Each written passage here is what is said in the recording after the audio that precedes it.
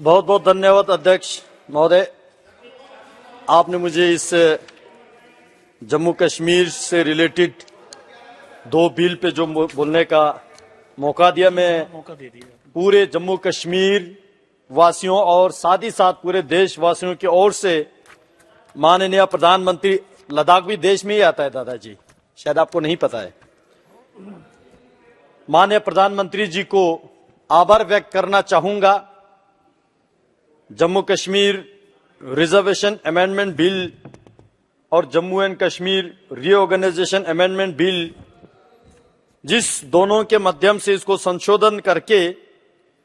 जम्मू कश्मीर में ST community हो, SC community हो, वेमेन हो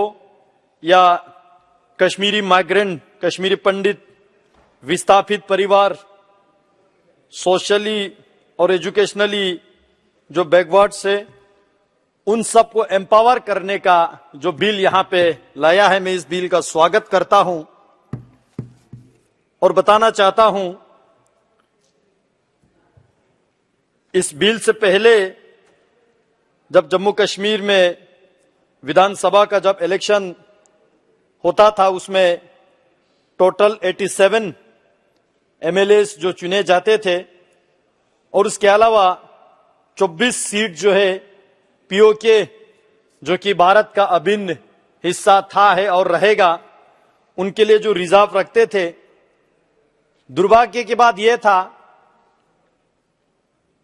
24 सीट रिजर्व के नाम से खाली रखते थे, लेकिन अपने इस देश के अंदर जो लोग वंचित थे, जो लोग डिप्राइव थे, उन्होंने ये मांग किया। और वो मेरे लद्दाख में भी ऐसे क्षेत्र है जो 1971 के युद्ध के बाद आजादी होकर भारत के साथ फिर से जोड़े, ऐसे तुरतुक, त्यागशी, थांग, गिरेरी, चुलुंखा जैसे गांव मुझे खुद याद है कि हम बार बार मांगते थे कि जो वहां से इस तरफ आए, ऐसे गांव, ऐसे विस्थापित लोग, ऐसे हमारे कश्मीर के अंदर, जम्मू के अंदर, लद्दाख के अंदर जो लोग रहते हैं, जो लोग वंचित है, उन रिजर्व सीट से 1-2 सीट उनके लिए निकाला जाए। लेकिन कोई सुनने के लिए तैयार नहीं था। सबको अपना अपना कुर्सी मिल चुके थे। आज पहली बार माननीय प्रधानमंत्री जी एक बार फिर से यह गारंटी दे रहा है कि जितने भी हमारे देश के जो सिटीजन, जो गरीब है, वंचित है, जिनका आवाज जिन्होंने नहीं सुना, वो प्रधानमंत्री जी सुन के उसको जो सीट रिजर्व कर रहा है। और जो एससी के लिए पहले 6 सीट रिजर्व था, उसको बढ़ा के 7 कर रहा है। और एसटी के लिए पहले 0, बिल्कुल ही रिजर्व ही नहीं था एमएलए सीट। हालांकि जम्मू कश्मीर में बहुत अच्छे संख्या में एसटी कम्युनिटी के लोग रहते हैं। उनके हक, उनके हुकूक, उनके रिजर्वेशन जिन लोगों ने शासन चलाया, उन्होंने नहीं दिया। आज प्रधानमंत्री जी इस बिल के माध्यम से एसटी कम्युनिटी के लिए 9 एमएलएस की सीट जो है रिजर्व कर रहा है। मैं इस चीज को आभार व्यक्त करता हूं पूरे देश के एसटी कम्युनिटी की ओर से, क्योंकि मैं भी एसटी से आता हूं और पूरे एसटी वालों की ओर से प्रधानमंत्री जी को आभार व्यक्त करता हूं। इसी के साथ साथ कश्मीरी माइग्रेंट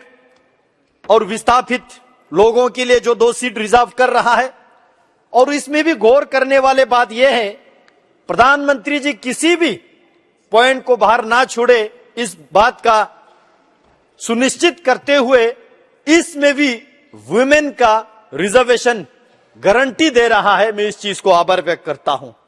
वैसे देश के जितने भी हमारे नारी शक्ति है, प्रधानमंत्री जी की ओर आभार व्यक्त हमेशा करते रहेंगे। इसी नए संसद भवन में वुमेन रिजर्वेशन बिल पारित करके पूरे देश में एक वुमेन सशक्तिकरण करने का जो काम किया, उसी के साथ आज लगे हाथों जम्मू कश्मीर के विधानसभा में भी जो कश्मीरी माइग्रेंट और विस्थापित लोगों में वुमेन रिजर्वेशन को भी इंश्योर कर रहा है। उसी के साथ साथ जिस रिजर्वेशन के जो बिल को अमेंड करके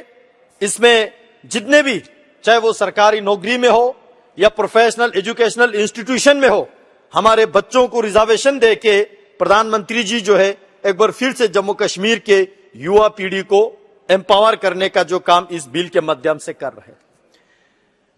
मैं अभी सुन रहा था इस बिल के चर्चा पे, बहुत लोगों ने यह पूछा कि वहां पे इलेक्शन क्यों नहीं हो रहा है, और शायद असेंबली इलेक्शन के बारे में पूछ रहे होंगे, क्योंकि ऐसा तो नहीं है कि बिल्कुल ही वहां इलेक्शन ही नहीं हुआ। मैं बताना चाहता हूं, मुझे अपने पार्टी ने जनसंपर्क अभियान के मत जो चलाने के लिए मुझे साउथ कश्मीर का जो जिम्मेवारी दिया, साउथ कश्मीर के जो 4 डिस्ट्रिक्ट में जाने का मुझे मौका मिला,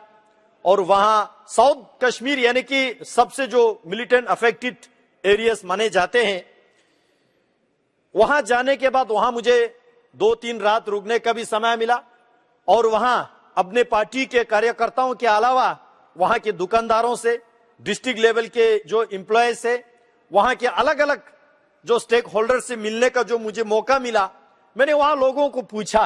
कि 370 खत्म होने के बाद 2019 के 5-6 अगस्त के जो डिसीजन के बाद यहां जम्मू कश्मीर के और खासकर कश्मीर के जो साउथ कश्मीर के एरिया में क्या चेंजेस आया, लोग क्या महसूस कर रहा है। और मैंने यह भी पूछा कि यहां पे असेंबली इलेक्शन जल्दी होना चाहिए या देर से होना चाहिए। वहां के लोगों ने बोला कि इलेक्शन के हमें कोई जल्दी नहीं है, क्योंकि आम नागरिक है जो दुकान चलाते हैं, जो टैक्सी चले, जो रेडी चलाते हैं, जो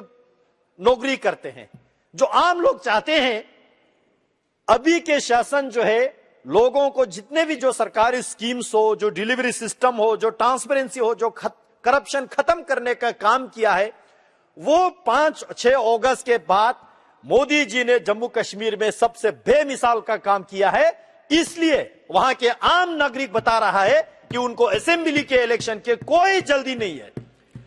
हम समझते हैं जिन लोगों को अभी कुर्सी नहीं मिला है वो थोड़ा चिल्लाएंगे, लेकिन कुर्सी मिलने के बाद क्या करेंगे? हम भी तो जम्मू कश्मीर के रहने वाले थे, हमने भी तो जम्मू कश्मीर के सरकार को झेला। वहां चाहे डिस्ट्रिक्ट कार्डर का जो एम्प्लॉयमेंट लेना हो, या किसी मुलाजिम का ट्रांसफर करना हो, या किसी को आवास योजना में घर दिलाना हो, मैं बता सकता हूं सदन में करप्शन के अलावा कोई काम होता ही नहीं था।